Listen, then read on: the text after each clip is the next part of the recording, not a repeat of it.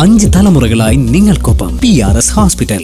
ബൃഹദാരണ്യ ഉപനിഷത്തിൽ 9-ാം ബ്രാഹ്മണ്യത്തിൽ യാജ്ഞവൽക്യ മഹർഷിയോട് ശാകല്യ മുനി ചോദിക്കുന്നത്, ഇങ്ങനെ എത്ര ദൈവങ്ങളുണ്ട്?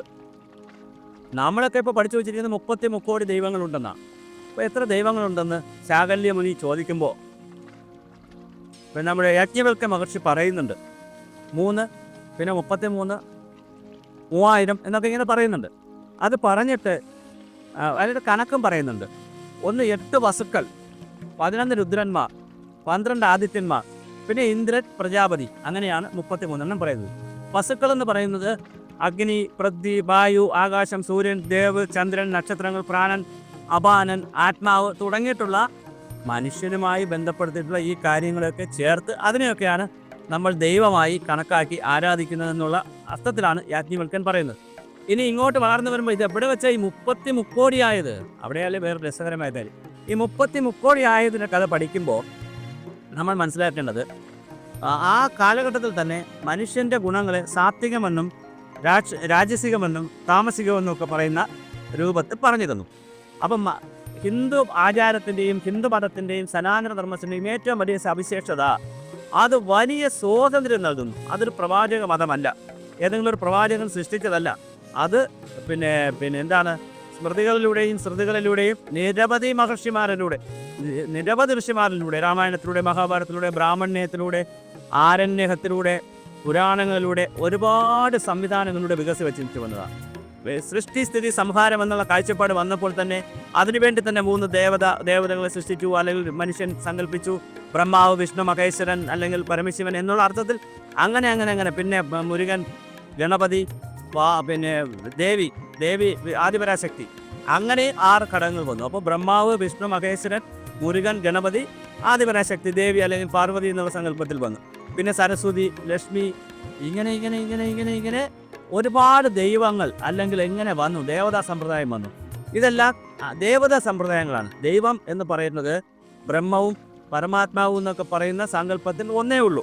അതേസമയം വ്യത്യസ്തമായ ആളുകൾക്ക് സ്വാതന്ത്ര്യം കൊടുത്തപ്പോൾ തീർച്ചയായിട്ടും അവർ എന്ത് ചെയ്യാൻ തുടങ്ങി? അവർക്ക് ഇഷ്ടമുള്ള രീതിയിൽ ഇഷ്ടമുള്ള കാര്യങ്ങൾ ചെയ്യാൻ പറഞ്ഞു. ഞാനിപ്പോൾ ഒരു ആധുനിക കാര്യത്തിൽ ഒരു ചെറിയ ഉദാഹരണമായി പറയാം. ഒരു അടുക്കളയിൽ കുറച്ച് ദോശമാവ് വെച്ചതിന് ശേഷം ആളുകളോട് അവിടെ കല്ലും ഗ്യാസും എല്ലാ സംവിധാനങ്ങളുമുണ്ട്. അപ്പോൾ ആളുകൾ മറ്റേ ചമ്മന്തി മറ്റെല്ലാം ഉണ്ടാക്കാനുള്ള സംവിധാനമുണ്ട്. ആളുകളോട് പറയുന്നതാണ്, നിങ്ങൾ പാചകം ചെയ്ത് കഴിക്കണം എന്ന് പറഞ്ഞാൽ അപ്പോൾ അവിടെ ചെല്ലുന്ന ചിലർ ദോശ ഉണ്ടാക്കി കഴിക്കും.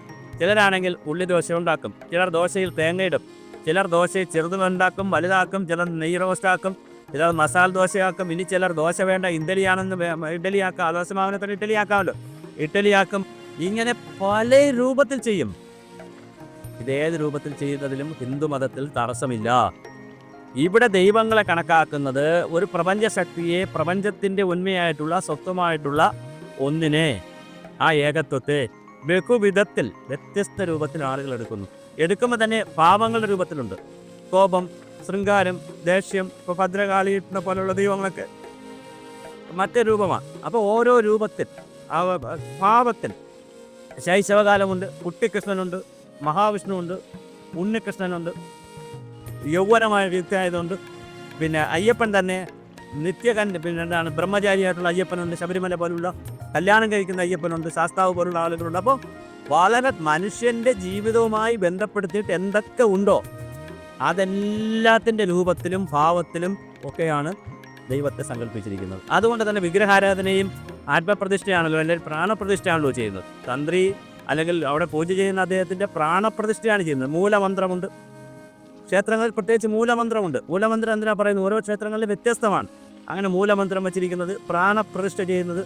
ആ പ്രാണപ്രതിഷ്ഠ ചെയ്യുന്നത് കൊണ്ടാണ് ആഹാരം കൊടുക്കുക, നിവേദ്യം കൊടുക്കുന്നത്. പലരും ചോദിക്കണം, ദൈവം ഇങ്ങനെ പായസം കഴിക്കുമോ, ദേവാലയം പഴം കഴിക്കുമോ, അല്ലെങ്കിൽ നിലക്കടലയൊക്കെ ഉണ്ടാക്കി വെച്ചാൽ പിന്നെ സരസ്വതി പൂജയുടെ ദിവസവും പുസ്തകവും പിന്നെ നമ്മുടെ എഴുത്തിലിരുന്ന ദിവസവും ഒക്കെ കടലയൊക്കെ വയ്ക്കുന്ന, കരിമ്പ്, നാരങ്ങയൊക്കെ വയ്ക്കുന്ന അമ്പലങ്ങളുണ്ട്. ഇതെല്ലാം ദൈവം എടുത്ത് ഭക്ഷിക്കുമോ? നിവേദ്യം എന്ന് പറഞ്ഞിട്ട് കുറച്ച് സമയം അമ്പലം അടച്ചിടും. പിന്നെ പൂജാരി പൂജാരിയൊക്കെ അമ്പലം പൂജ എടുത്ത് നിവേദ്യോടെ വെച്ചിട്ട് കുറച്ച് സമയം അമ്പലം അടച്ചിട്ട് പുറത്തൊക്കെ വരും. അപ്പോൾ ഇതാരാ ഭക്ഷിക്കുന്നു? അവിടുത്തെ സങ്കല്പം എന്താണ്?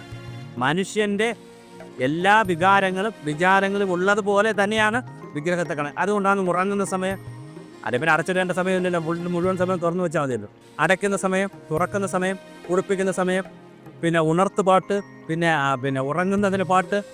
മനുഷ്യൻ എന്തെല്ലാം ചെയ്യുമോ അതെല്ലാം താൻ വിശ്വസിക്കുന്ന ഒരു ശക്തിയെ ആവാഹിച്ചു കൊണ്ടുവന്ന് അതൊരു വിഗ്രഹത്തിൻ്റെ രൂപത്തിൽ കൊണ്ടുവന്ന് വിശേഷാൽ ഗ്രഹിക്കാൻ കഴിയുന്ന വിഗ്രഹത്തിൻ്റെ രൂപത്തിലാക്കി ഇഷ്ടമുള്ള രീതിയിൽ നമുക്ക് പ്രാർത്ഥിക്കാം. ഞാൻ ഈ ഇടയ്ക്ക് സൂര്യകൃഷ്ണമൂർത്തി സാറിൻ്റെ വീട്ടിൽ പോയി. അദ്ദേഹം ഗണപതി പ്രിയനാണ്. അപ്പോൾ ഗണപതി വിഗ്രഹം എവിടെ കണ്ടാലും അദ്ദേഹം വാങ്ങിക്കൊണ്ടുവരും. അപ്പോൾ അദ്ദേഹത്തിന് വാങ്ങിയതും കിട്ടിയതുമായിട്ടുള്ള 2000-ലധികം രൂപത്തിൽ ഗണപതിയുണ്ട്. ഗണപതിയുടെ വിഗ്രഹം ഒരു ഗണപതിയിലേ ഉള്ളൂ. 2000-ലധികം രൂപത്തിൽ ഗണപതിയുടെ ചിത്രങ്ങളും വിഗ്രഹങ്ങളും ഒക്കെ അവിടെയുണ്ട്. അപ്പോൾ ഇങ്ങനെ മനുഷ്യർക്ക് സ്വാതന്ത്ര്യം കൊടുത്തപ്പോൾ, ഹിന്ദുമതത്തിൻ്റെ ചിന്തകൾക്കനുസരിച്ച് വളരെ സ്വാതന്ത്ര്യം കിട്ടിയപ്പോൾ അവരങ്ങനെ തന്നെ പലതും സൃഷ്ടിച്ചു. അതുകൊണ്ടാണല്ലോ ബുദ്ധമതം വന്നു, ഇതിൽ നിന്ന് ജൈനമതം വന്നു, എത്ര മതങ്ങളാണ് വന്നു. വൈഷ്ണവ സിദ്ധാന്തം വന്നു, ശൈവ സിദ്ധാന്തം വന്നു, പിന്നെ ആദിപരാശക്തിയുടെ സിദ്ധാന്തം വന്നു. ഈ സ്വാതന്ത്ര്യം വന്നിട്ടുണ്ട്. അതിനനുസരിച്ചുള്ള 33 കോടിയല്ല 800 കോടി ആളുകൾക്കും 800 കോടി എന്നുള്ളത് 10,000 കോടി വേണമെങ്കിലും ദൈവങ്ങളെ അല്ലെങ്കിൽ ആരാധന സമ്പ്രദായത്തിൽ ദേവതാമൂർത്തിമാരെ സൃഷ്ടിക്കാനുള്ള സ്വാതന്ത്ര്യമുണ്ട്. അപ്പോൾ ഓരോ രൂപത്തിനനുസരിച്ച് ഞാൻ വിഘ്നങ്ങൾ തടസ്സപ്പെടാതിരിക്കാൻ വേണ്ടി അല്ലെങ്കിൽ വിഘ്നങ്ങൾ മാറ്റുന്നതിന് വേണ്ടി വിഘ്നേശ്വരൻ്റെ അടുത്ത് പോകും. പണം കിട്ടുന്നതിന് വേണ്ടി ലക്ഷ്മിയെ പൂജിക്കും. വിദ്യ നേടുന്നതിന് വേണ്ടി സരസ്വതിയെ പൂജിക്കും. അങ്ങനെ എൻ്റെ സ്ഥിതിയൊക്കെ നന്നായിരിക്കുന്നതിന് വേണ്ടി വിഷ്ണുവിനെ പൂജിക്കും. എനിക്ക് രോഗങ്ങൾ പോലുള്ള കാര്യങ്ങളൊക്കെ ഒഴിവാക്കി കിട്ടുന്നതിന് സംഹാരത്തിൻ്റെ ഒരു ഭാവമായി നിൽക്കുന്നു എന്ന് പറയുന്ന പരമശിവനെ പൂജിക്കും. അപ്പോൾ നമ്മുടെ ജീവിതത്തിൻ്റെ ഓരോ ഭാവങ്ങൾ, സാഹചര്യങ്ങൾ, ഇതിനെല്ലാം അനുസരിച്ച് ദേവതാ സമ്പ്രദായം നമ്മൾ വികസിപ്പിച്ചെടുത്തിട്ടുണ്ട്. അങ്ങനെ വികസിപ്പിച്ചെടുത്തത് മറ്റൊന്നിനുമല്ല. പിന്നെ അതുപോലെ തന്നെ ദൈവം കയ്യിൽ വലിയ ആയുധം ഇരിക്കുന്നു, 10 തലയുണ്ട്. ഇതൊക്കെ നമ്മുടെ സാമാന്യ യുക്തിക്ക് നിരക്കുന്നതോ ലോജിക്കിന് ദഹിക്കുന്നതോ അല്ല. ചില ദൈവങ്ങളുടെ കയ്യിലെല്ലാം ശൂലവും കുന്തവും എന്താ പറയുക ചക്രവും വീലും ഒക്കെ ഇരിക്കുന്നതാണ്. അപ്പോൾ എന്താണ് ആ രൂപം? മനുഷ്യൻ്റെ കാര്യങ്ങളുമായി ബന്ധപ്പെടുത്തിയിട്ടാണ് വരുന്നത്. ഹിംസ ദൈവം പോലും നിഷേധിക്കുന്നില്ല. എന്തിനു വേണ്ടി? ധർമ്മത്തിന് വേണ്ടി, ശരിക്ക് വേണ്ടി.